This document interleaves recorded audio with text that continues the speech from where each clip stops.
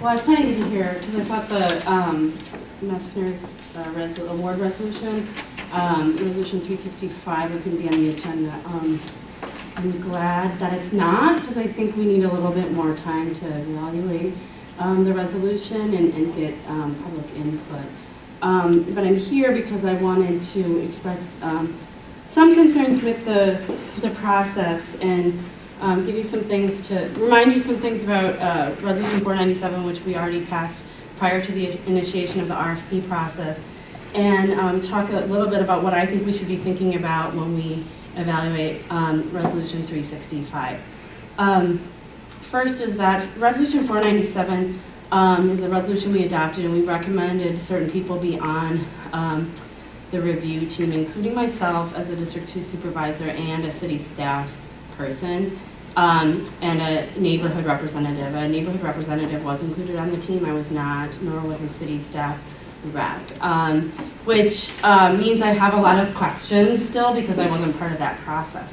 And I am grateful to Chair Corrigan and Chuck has answered questions periodically as they've come up in the process, but I did not know about the press conference last week. So anyways, I'm trying to get the information as it's being posted, and the Messner RFP is now included in Legistar, but none of the other proposals that were evaluated are in there and have been made available to the public through our legislative tracking system. So there were several projects that had been submitted as part of the proposal, and I think it's important that we talk about them and that we be given a chance to evaluate those, because this is a really big deal. If you look at the resolution we adopted in February of last year before the RFP process, we talked a lot about the housing gap for very low-income families and the number of close to 1,500 homeless school children identified in Madison schools.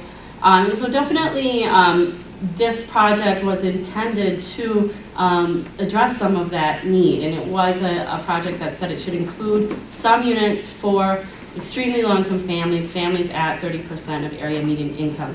The project that's been recommended is called the Valor, and it's targeted towards veterans families. One thing I found out today after talking with the COC coordinator is that there are 0 veterans families on the list, the homeless community priority list right now. So there are 90 homeless families that aren't veterans. There have been 0 veterans families identified by the Madison School District as homeless students, and maybe 1 within the last 5 years. So now that this is not to undermine any of the work of the review team, I just think it's important for us to make sure we have all the relevant information to evaluate the project, and that we utilize an equity analysis in deciding about this project as well. I don't know if you saw the report a couple weeks ago, but it said that with homelessness, we have African American individuals and families are 27 times more likely to be homeless than white individuals and families. That is a shocking disparity, and essentially double the disparity of really other awful, shocking disparities that we have with out-of-home placement for children and juvenile corrections. And so this presents a tremendous opportunity to really be intentional about addressing some of that disparity with this type of project.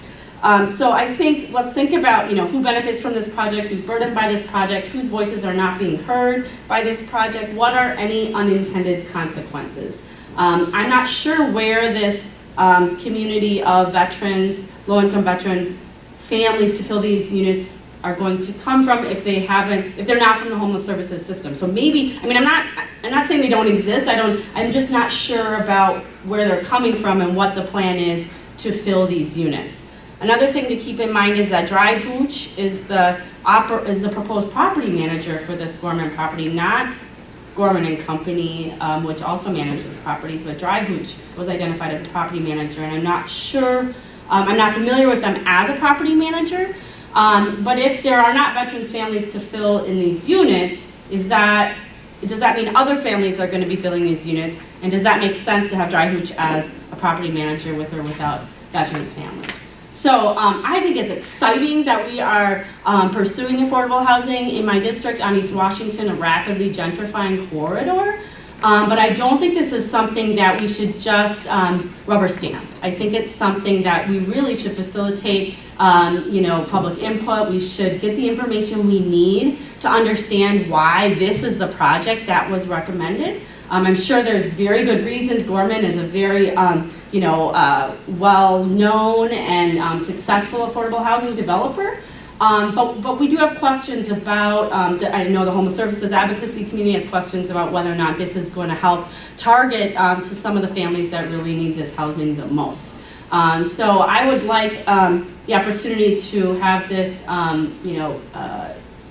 evaluated with those other proposals posted, with community input and hearing about some of those other projects as well, so we can have an important discussion. We do that, the city process involves that.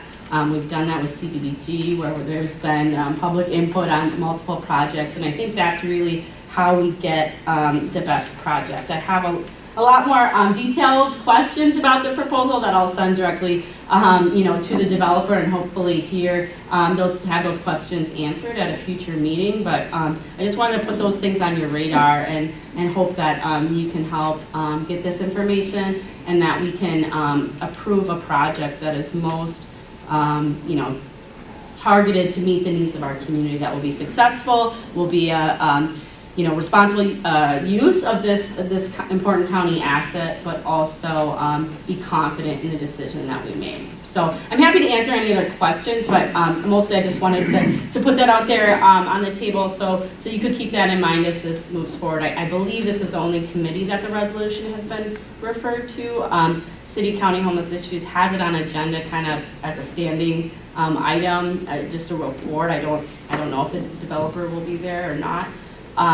But it's something that I also was hoping it would get referred to HHN, because I think, it's just an additional opportunity for public comment and to hear from folks who are connected with the homeless services community is a good idea with this type of project. So we know there's a lot of needs out there, and we want to be responsive to them. So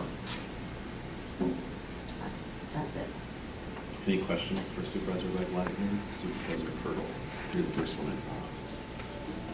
I don't know if you actually know the answer to this, so it may have to go to Chuck, but one of the other things that we committed to the Ending Veterans Homelessness program, I don't remember exactly what your goal was, but if there's nobody on the wait list, did we actually meet the goal?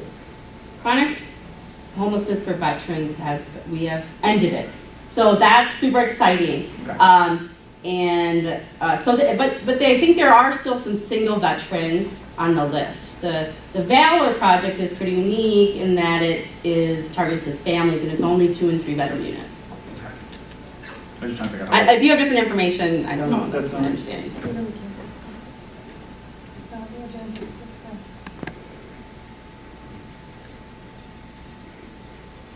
Any other questions for Supervisor Wegleitner? No? Okay. Thank you.